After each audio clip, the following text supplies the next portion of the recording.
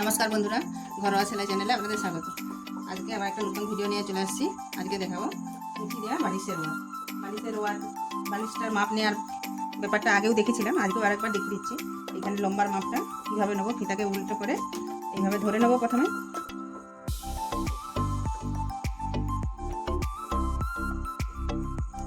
আর এইখানে 39 ইঞ্চি হচ্ছে, আর এইভাবে আরে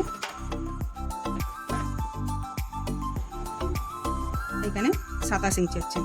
তাহলে এটার 27 ইঞ্চিকে দুভাগ করে, আর এইটা 39 ইঞ্চি, এটাও দুভাগ করে তার সঙ্গে আবার 1 ইঞ্চি যোগ করে দেবো। আমি সেই মাপের এইখানে কাপড় কেটে নিয়েছি, দুটা পিস কেটে নিয়েছি দেখুন।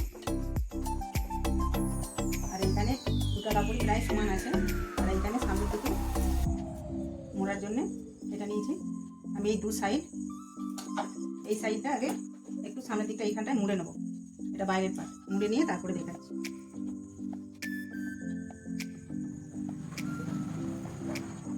প্রথমে এই সামনেরটা একটু মুড়ে নিচ্ছি।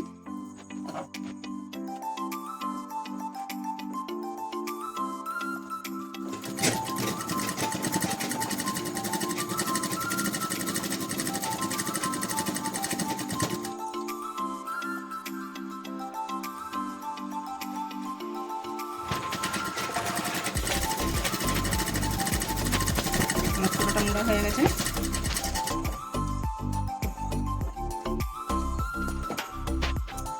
এখানে কুচি দেওয়ার জন্য আমি 2.5 ইঞ্চি সাইজের কাপড়গুলো কেটে নিয়েছি। এইগুলো আগে যোগ করে নেব, এগুলো সাইডে রেখে দিই। এগুলো কীভাবে যোগ করি,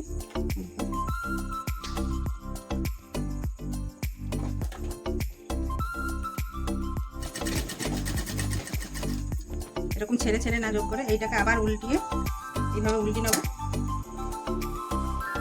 আমার অসমান আছে সেজন্য একটু ধারটা কেটে নিলাম। আবার এটা এর উপরে এইভাবে রেখে দেবো, রেখে দিয়ে আবার সেলাই করবো। আবার এটাও আবার উল্টিয়ে এইভাবে পরের পর সবগুলো আমি জয়েন্ট করে নেব।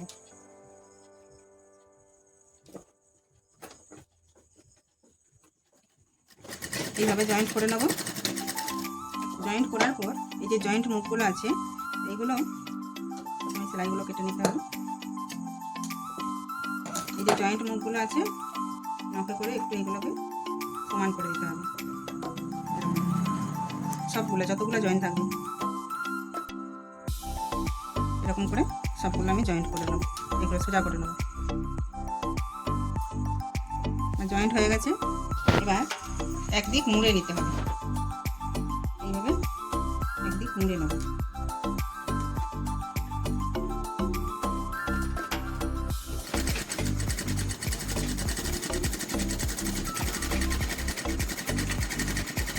পুরোটাই আমি এইভাবে মুড়ে নিচ্ছি।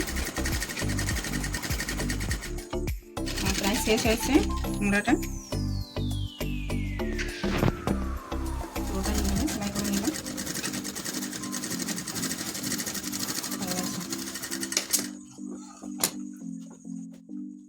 এবার আমি এটাকে আলাদা রাখবো। আর এই পিসটাকে, এই যে মুড়া আছে মুড়াটাকে এদিকটা রাখবো।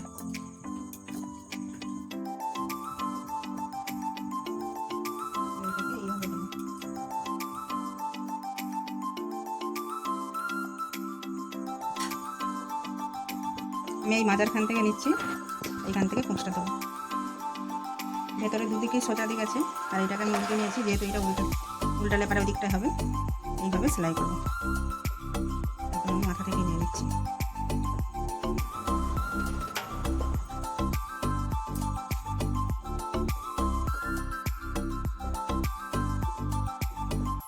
ধীরে ধীরে করতে হবে এগুলো।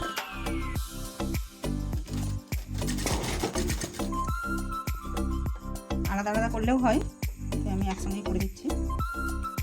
আপনাদের যদি সুবিধা হয় তাহলে আলাদা আলাদাভাবেও করতে পারেন। এইভাবে করলে খুব তাড়াতাড়ি হয়ে যাবে। বাড়িতে পুরানো বেড কভার থাকলে তাকে দিয়েও, আরও সাইড ধারেরগুলো দিয়ে মজবুত থাকে সেইগুলো দিয়েও বানানো যায়। এই বড়দের যদি জামা থাকে সেই জামা দিয়েও বানানো যায়। ঘরে প্র্যাকটিসের জন্যে ওইগুলো দিয়ে প্রথম তৈরি করে তারপরে নতুন পিস কিনে এসে তৈরি করা ভালো। হাত প্র্যাকটিস হওয়ার পরে তৈরি করলে ভালো, না হলে প্রথমেই যদি নতুন পিস কিনে করা হয় তাহলে অনেকটা লস হয় আর কি। এইভাবে পুরোটা আমি সেলাই দিয়ে দেবো, কুঁচি দিয়ে দিয়ে।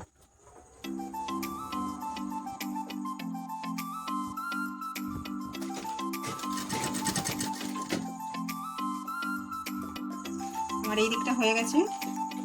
এবার এই কনের কাজটা দেখুন, কনের কাজটা কুচটা কীভাবে দেবো। এইখানটায় একটু কাপড়টা বেশি লাগে, কুচটা বড় হবে। অন্যগুলো যেমন ছোট হয়েছে সেই তুলনায় এটা একটু বড় লাগবে। এইভাবে একটু বড় দিয়ে কাপড়টাকে এইভাবে ঘুরিয়ে দেবো, না এইভাবে ঘোরানো হবে, সেই অনুযায়ী কাপড়টাকে এখানে দিতে হবে।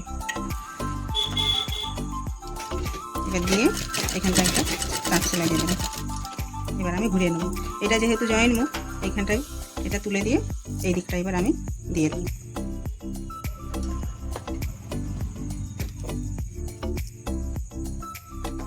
আবার আমি একইভাবে দিতে থাকবো।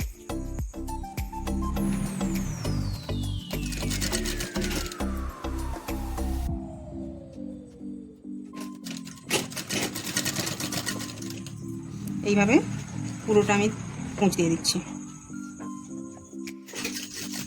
এইটা খোলা মুখ, এইখানটা আবার এদিকটা খোলা ছিল, আবার এইখানটায় আমি জয়েন করে দেবো। এইখানটায় সেই একইভাবে এইখানটায় একটু বড় করে তারপরে এই কাপড়টাকে একটু ঘুরিয়ে নেব, আর এইখানটা এই কোণটাতে কাপড়টা জুটে দেবো।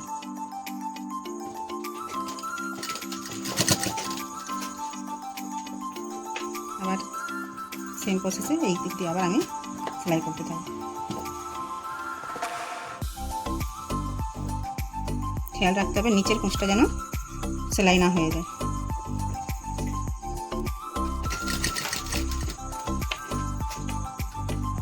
এইভাবে আমি পুরোটা সেলাই করে নিচ্ছি।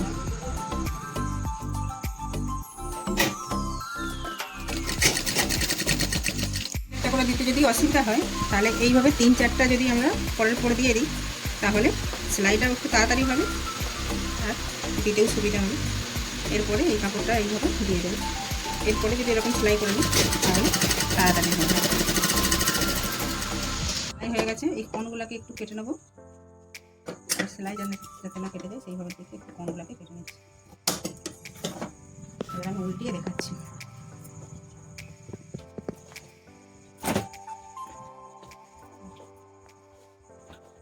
এবার এই যে পাটটা আছে এই পাটে আমি এইখানটা এটা জয়েন করে দেবো। এই ধারটা আগে থেকেই মুড়ে আছে, মুড়ে নিয়েছি।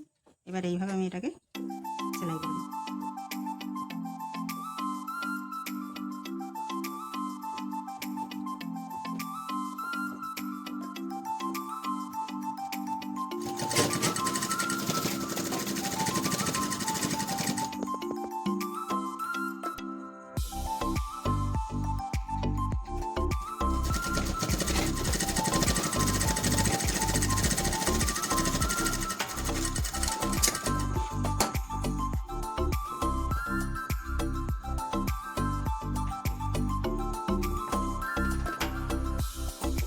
দিয়েছি।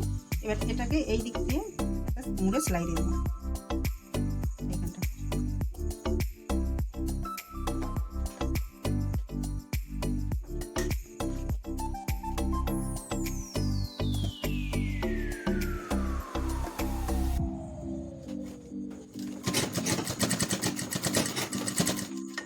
দুদিকেই সেলাই করে দেবো।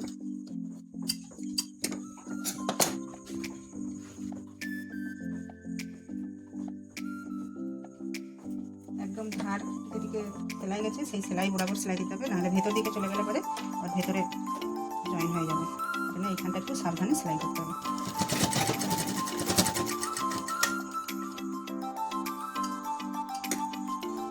হয়ে গেছে।